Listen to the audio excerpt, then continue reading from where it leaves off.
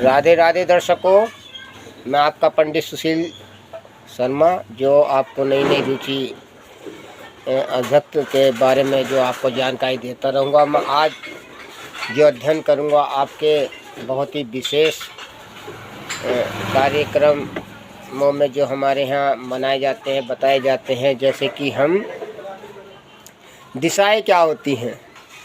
आज मैं चर्चा दिशाओं पे करूँगा, जो हमारी 4 दिशाएं बताते हैं, पूर्व पश्चिम उत्तर दक्षिण दिशाएं बताते हैं। इन्हें 4 दिशाओं के अलावा हमारी जो 8 दिशाएं होते हैं, इन्हें 4 दिशाओं को और आगे जान लेना चाहिए। ये 4 दिशाएं कौन सी होती हैं? जो हमारे कोण होते हैं, यानी कि जो कोणों की दिशाएं हैं, ये हमारे 4 दिशाएं होती हैं। जैसे आग्नेय कोण है,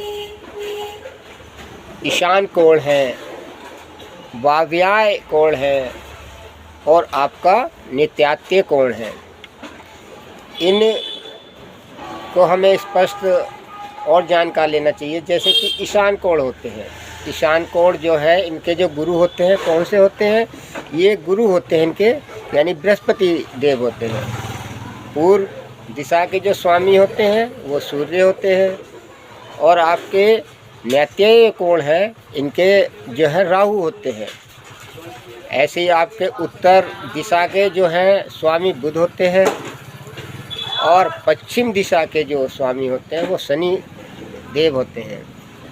दक्षिण दिशा के मंगल गुरु होते हैं, यानी स्वामी मंगल होते हैं, और वायव्यान कोण के जो चंद्रमा होते हैं, नैत्यान के कोण के जो राहु होते हैं। अब आपको मैं एक विचार धारणा बताता हूँ, जो हमारी प्रभु श्री रामचंद्र जी के बारे में, या हमारे धर्म से जो खिलवाड़ करता है उसके बारे में, कि प्रभु श्री रामचंद्र जी के पिताजी कौन थे। सब बच्चे को पता है प्रभु श्री रामचंद्र जी के पिताजी कौन थे, राजा दशरथ थे। लेकिन उस अध्ययन पे में जो हमारी सनातन धर्म के अनुसार जो विरुद्ध टिप्पणियाँ बताते रहते हैं, या हम मोबाइल के द्वारा जो यूट्यूब वगैरह पर जो झूठ सच वाली विधियाँ बताते रहती हैं, मैं उसको आज स्पष्ट करना चाहता हूँ कि इनकी ये वंशावली प्रभु श्री रामचंद्र जी की थी, वो आपकी ब्रह्मा जी द्वारा लिखी गई थी। जैसे ब्रह्मा जी के पुत्रों के नाम बताता हूँ। जैसे मरीचि थे, कश्यप थे, विकुशी थे, कुशी थे, इक्ष्वाकु थे, बुकुशी थे, कुशी थे, राजा मनु थे। अब राजा मनु के पुत्र कौन से थे? यानी कि बाण थे, अरण्य थे, पृथु थे, विवस्वान थे, त्रिशुंग थे, ध्रुव माता थे, यनुवास थे। अब उनके पुत्रों के नाम जैसे ध्रुव संधि थे, प्रेषणजीत थे, भरत थे, असित थे, सागर थे, असमंज थे। असमंज यानी कि जो असमंज थे, उनके पिता पुत्र का जो नाम है वो रघु था। रघु, राजा रघु, कुकुस्थात, भगीरथ, दिलीप, असुमान, इनके पुत्रों के नाम थे। इसी तरह से रघु के जो पुत्र थे वो प्रवध थे, शंखाण थे, सुदर्शन थे, और अग्निवर्ण थे, और शीघ्र युग थे। ऐसे ही प्रबुद्ध जो थे, राजा प्रबुद्ध, उनके पुत्रों के नाम यति थे, नहुष था, अम्बरीश था, त्रिशुक था, मरु था, और यताति के जो पुत्र थे, राजा यताति जी के, वो ये थे राजा नभाब थे, राजा अज थे, और राजा अज यानी दशरथ के जो पिताजी थे राजा अज थे। अज के बाद दशरथ, और दशरथ जी के जो 4 पुत्रों का नाम पता, प्रभु श्री रामचंद्र जी थे, भरत थे, लक्ष्मण थे, और शत्रुघ्न जी थे। इसी तरह से हमारी जो वंशावली है प्रभु श्री रामचंद्र जी को इस तरह से है। और ये पुराण आज से नहीं, पुराणों से, यानी कि सतयुग जो हमारा सबसे पहला ब्रह्म पुराण था, उसमें ये सम्मिलित है, ये चीज़ें बताई गई हैं। अब नई उसमें ये लिखा है प्रभु श्री रामचंद्र जी का जन्म कैसे हुआ था। ये सब एक गणनबद्ध जो कहानी बनाई हुई है, ये मैं उससे बचना चाहता हूँ। धर्म के अनुसार हमारा खिलवाड़ नहीं करना चाहिए। जब अपने ही टिप्पणी उठाएंगे तो दूसरा तो वैसे ही आपको उठाएगा। तो उस भावना के अनुसार ये वंशावली भगवान श्री रामचंद्र जी की बताई गई है और उस आधार पर मैं आपको ये चीज़ें बताता रहता हूँ और सिखाता रहता हूँ। आज मैं आपको एक और बात बताते, जैसे कोई छींकता है तो छींकने की जो हमारी प्रतिक्रियाएँ हैं, जो जैसे बताते हैं कि छींक क्या होती है। छींक यदि आप पूरब में छींकते हो तो मृत्यु के योग होते हैं, यानी कि आप बार बार यदि पूरब की साइड में छींक रहे हो तो किसी की मृत्यु होनी है, ये संकेत हमें मिलता है। दूसरा, यदि आप दक्षिण में छींक आपको बार बार आ रही है किसी तरीके तो हानि होती है। पश्चिम में यदि छींकते हैं तो शुभ संकेत है। वायव्य कोण में जब आप छींकते हैं तो शुभ है। उत्तर दिशा में जब आप छींकते हैं तो समझ लो कलह है। ईशान कोण में भी छींकते हैं तो शुभ है।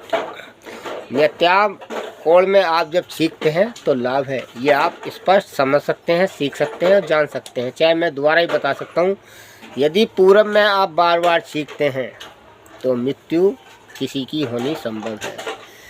यदि दक्षिण में आप बार बार छींक रहे हैं तो हानि होती है। पश्चिम में यदि छींकते हैं तो शुभ होता है। वायव्य कोण में यदि आप बार बार छींकते हैं तो शुभ होता है। उत्तर दिशा में यदि आप बार बार छींकते हैं तो कलह होती है। ईशान कोण में भी यदि छींकते हैं तो शुभ होता है। नैऋत्य कोण में भी यदि आप बार बार छींकते हैं तो लाभ होता है। आप स्पष्ट समझ सकते हैं और आप ये सीख सकते हैं। इन जानकारी के लिए मैं आपसे बताना चाहता हूँ, जो हमारा पूजा पाठ कार्यक्रम करते हैं वो आप दिशाएँ इस दक्षिण दिशा में है, उस दिशा में, यानी कि आपका जो मन भाव सही होना चाहिए। यानी कि हमारा तन तो साफ रहता है, मन को साफ नहीं करते, इसलिए हमारी पूजा पाठ का अध्ययन हम इन चीज़ों को न मानते हुए अपने मन में ईश्वर का ध्यान करेंगे तो आपको फल की प्राप्ति भी होगी और आपको दिखाई भी देगा। मैंने खुद दक्षिण दिशा में जानकर मूर्तियों का रखा है और उनका एक एक मूर्ति होनी चाहिए, ये होनी चाहिए, ये कुछ नहीं होता। जब तुम्हारे मन साफ ही नहीं है तो भगवान की क्या पूजा करेंगे आप। तो इस आधार पर मैं आपको आज जानकारी देना चाहता हूँ। पहले अपना मन साफ कीजिए। जब भी कोई पूजा पाठ यदि आप करते हैं तो भाव से कीजिए, मन से कीजिए। यदि इधर उधर की बातों से पूजा करने का पहले भगवान से डिमांड कर लेते हैं, उनने क्या भाई भगवान मेरा ये काम होगा तो मैं हो प्रसाद चढ़ाऊँगा। ही भगवान तो आपके मन में स्वयं है, यही आपकी पूजा पाठ है। यदि आप सही पाठ्यक्रम से या विधि विधान से पूजा यहीं करेंगे तो उसका फल आपको यही मिलेगा। यदि किसी को देख कर हम दूसरों को उसने ऐसा किया, उसने मंदिर ऐसा बनाया, ये मैंने खुद जानकर दक्षिण दिशा की और मूर्तियाँ रखी हैं। और भगवान श्री गणेश जी की तो मेरे पास 3-4 मूर्ति हो रही हैं। ऐसी शंकर भगवान जी की हैं। अलग ये मन की भावना जो है मन गढ़ंत कहानियाँ हैं। भगवान की पूजा पाठ श्रद्धा भक्ति से होती है, इन चीज़ों से नहीं होती है। इसका ध्यान रखें। आज के वीडियो में मैं आपसे यही कहना चाहता था, इसका ध्यान रखना। और राधे राधे मित्रों, मेरी यदि वीडियो आपको पसंद आई या मेरा कोई भी इसमें निसंकोच हो तो आप मुझसे कह सकते हो। लेकिन सत्यता यही है, भगवान का जो नाम हम लेते हैं, स्मरण करते हैं, वो मन के भाव से करनी चाहिए। यानी कि इन चीज़ों दूसरों को देख कर नहीं करनी चाहिए, ना दूसरों की भावनाओं को स्पष्ट करना चाहिए। जैसा तुम पूजा पाठ्यक्रम करते आ रहे हैं, नित्य करते आते हैं, उसी भाव से करनी चाहिए और सच्चे मन से करनी चाहिए। आज के लिए मैं आपको यही बताना चाहता हूँ। धन्य मित्रों, आज मैं यहाँ वाणी को विराम देता हूँ और नई वीडियो को मैं आपको इस बारे में नई जानकारी देता रहूँगा। और आज के लिए मैं आपसे समय देता हूँ। राधे राधे।